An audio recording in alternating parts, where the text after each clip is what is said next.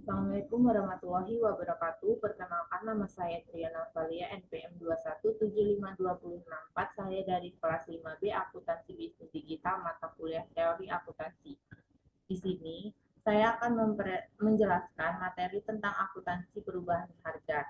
Dalam akuntansi perubahan harga memiliki beberapa indikator. Yang pertama, perubahan harga.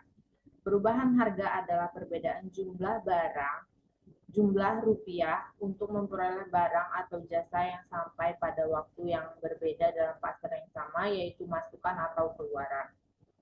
Perubahan harga terdiri dari harga umum, harga spesifik, dan harga relatif. Yang pertama, harga umum.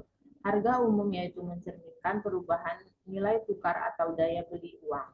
Yang kedua, harga spesifik. Harga spesifik yaitu mencerminkan perubahan karakteristik barang tertentu akibat teknologi atau selera setiap barang.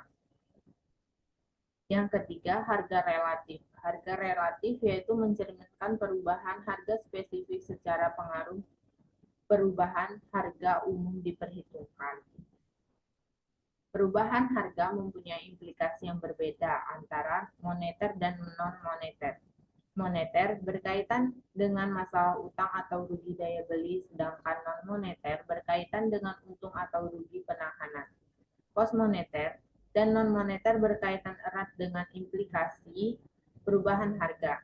Pembagian neraca menjadi moneter dan non-moneter didasarkan pada potensi jasa yang melekat pada yang bersangkutan, yaitu potensi jasa berupa aliran kas atau berupa aliran potensi jasa pasis atau non-kas.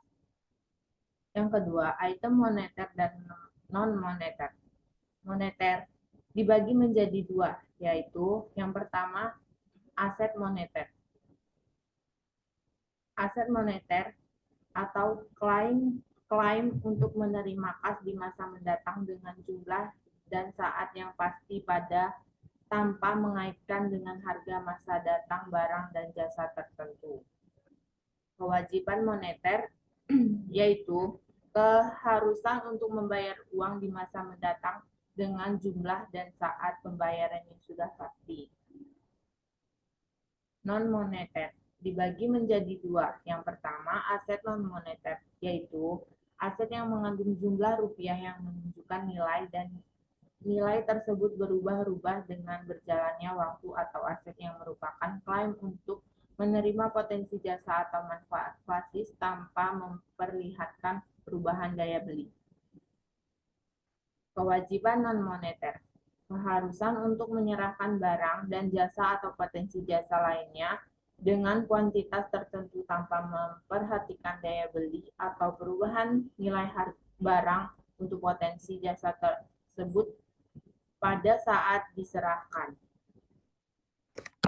Yang ketiga, tingkat harga umum. Tingkat harga umum atau perubahan harga umum merupakan kenaikan atau penurunan nilai tukar satuan uang atau dikenal dengan perubahan daya beli.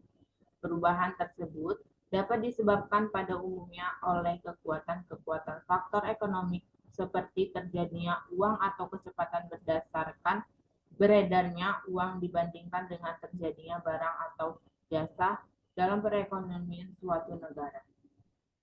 Yang keempat, indeks tingkat. Indeks harga dapat memberikan gambaran perubahan tingkat harga dari waktu ke waktu.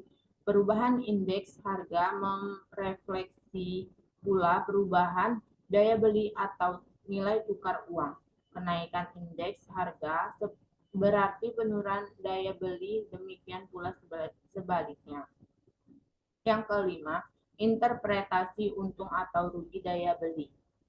Jumlah rupiah untung atau rugi daya beli merupakan informasi untuk membantu pemakaian dalam menentukan laba elektronik perubahan, karena informasi tersebut berkaitan dengan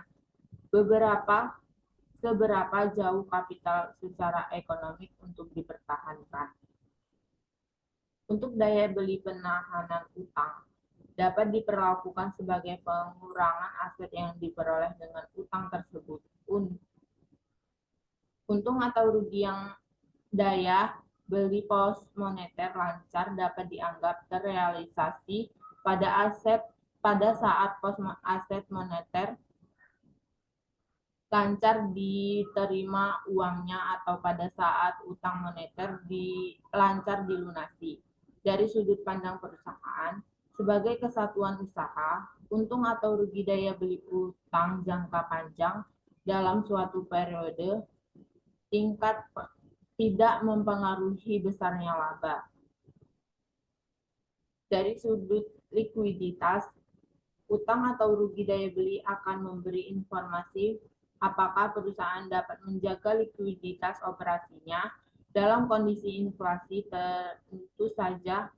Tentu saja modal kerja moneter akan cenderung menurun daya belinya. Sekian presentasi materi yang dapat saya sampaikan. Saya akhiri. Wassalamualaikum warahmatullahi wabarakatuh.